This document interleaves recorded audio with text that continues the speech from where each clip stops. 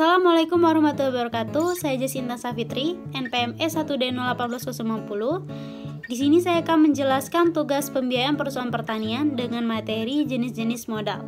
Sebelum itu, apa itu modal?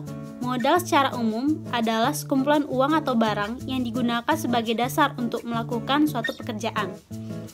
Modal berdasarkan kepemilikannya dibagi menjadi dua, yaitu modal perseorangan dan modal sosial. Modal perseorangan adalah modal yang berasal dari seseorang yang memiliki fungsi untuk memudahkan berbagai aktivitas dan memberikan laba kepada pemiliknya. Contohnya seperti deposito, properti pribadi, saham, dan lain-lain. Sedangkan modal sosial adalah modal yang dimiliki oleh masyarakat, di mana modal tersebut memberikan keuntungan bagi masyarakat secara umum dan melakukan kegiatan produksi. Contohnya seperti jalan raya, jembatan, pelabuhan, pasar, dan lain-lain. Kemudian jenis modal berdasarkan sumbernya. Jenis modal berdasarkan sumbernya dibagi menjadi dua, yaitu modal internal dan modal eksternal. Modal internal adalah modal yang bersumber dari kekayaan seseorang itu sendiri atau perusahaannya sendiri, dan biasanya berasal dari hasil penjualan, contohnya seperti gedung, kendaraan, saham, laba yang diinvestasikan, dan lain-lain. Kemudian ada modal eksternal, yaitu modal yang berasal dari luar perusahaan, yang biasanya diperoleh dari kreditur ataupun pemegang saham yang dapat ambil bagian dari perusahaan. Contohnya pinjaman dari bank, investor, utang dagang, gaji yang belum dibayar, utang jangka panjang, dan lain-lain. Di dalam modal eksternal terdapat modal yang berasal dari pinjaman. Pinjaman adalah uang atau barang yang sifatnya sementara dan suatu waktu harus dikembalikan. Pada pinjaman ini dibagi menjadi tiga, yaitu pinjaman jangka pendek, pinjaman jangka menengah, dan pinjaman jangka panjang. Pinjaman jangka pendek adalah pinjaman yang jangka waktu peminjamannya hanya kurang dari 1 tahun. Contohnya seperti rekening koran, kredit dari penjual, kredit dari pembeli, dan kredit usul. Rekening koran adalah kredit yang diberikan oleh bank kepada perusahaan dengan batas plafon tertentu, di mana perusahaan mengambil tidak sekaligus, melainkan sedikit demi sedikit sesuai dengan kebutuhan perusahaan tersebut.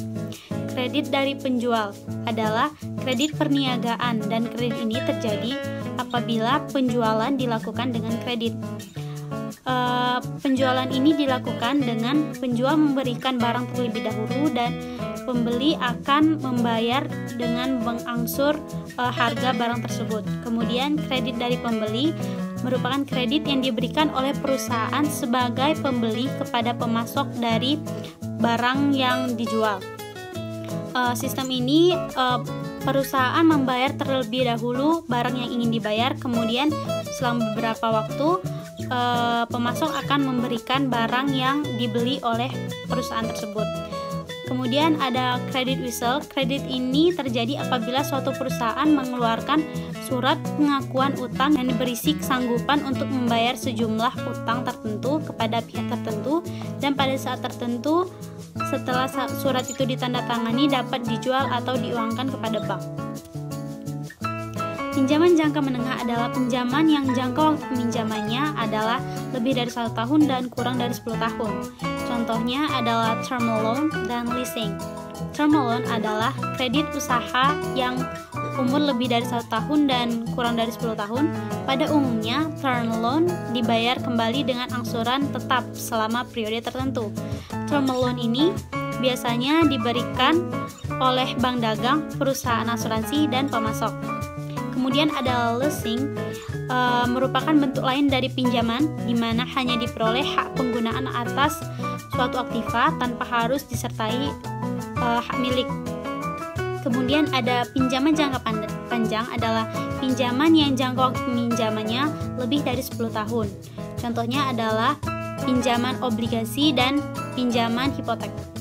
Pinjaman obligasi adalah pinjaman uang untuk jangka waktu yang panjang, di mana debitur mengeluarkan surat pengakuan hutang yang mempunyai nominal tertentu. Jenis obligasi ini biasanya adalah obligasi biasa, obligasi pendapatan, dan obligasi yang dapat ditukar. Kemudian ada pinjaman hipotek. Pinjaman hipotek adalah pinjaman jangka waktu lama yang dimana pemberi uang atau kreditur diberi hak hipotek terhadap suatu barang yang tidak bergerak.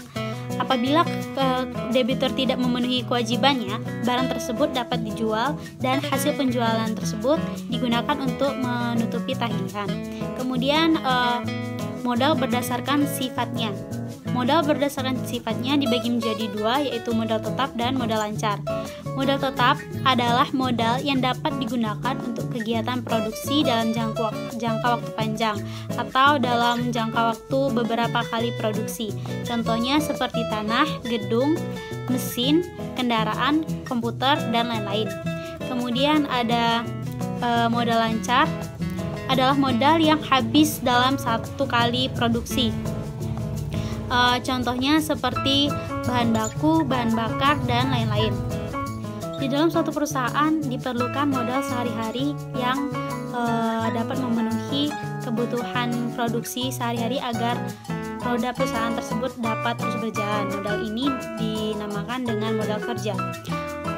Di dalam modal kerja terdapat 3 konsep, yaitu konsep kuantitatif, konsep kualitatif, dan konsep fungsional. Konsep kuantitatif merupakan konsep modal kerja yang menitikberatkan pada kuantum yang diberlakukan agar kebutuhan perusahaan dalam membiayai operasi yang bersifat rutin atau menunjukkan jumlah persediaan dana agar tujuan operasi jangka pendek terpenuhi. Dalam konsep ini, modal kerja diartikan sebagai aktiva lancar. Konsep kualitatif adalah jenis konsep yang menitikberatkan pada mutu modal kerja. Konsep ini mengartikan modal kerja sebagai kelebihan aktiva lancar terhadap hutang jangka pendek, yaitu jumlah aktiva lancar yang berasal dari pinjaman jangka panjang maupun investor perusahaan.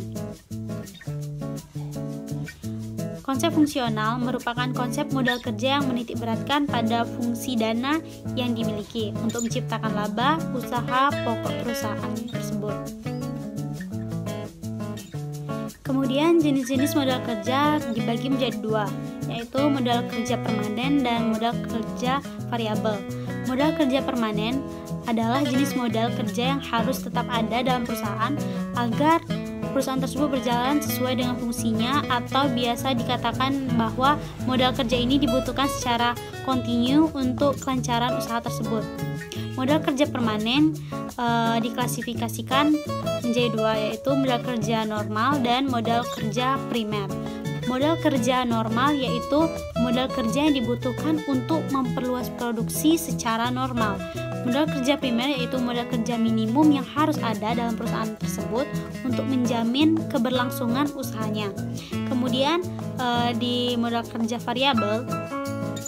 Modal kerja variabel adalah suatu jenis modal kerja dengan jumlah selalu berubah sesuai keadaan perusahaan tersebut. Modal kerja variabel ini diklasifikasikan menjadi 3, yaitu modal kerja darurat, modal kerja skill, dan modal kerja musiman.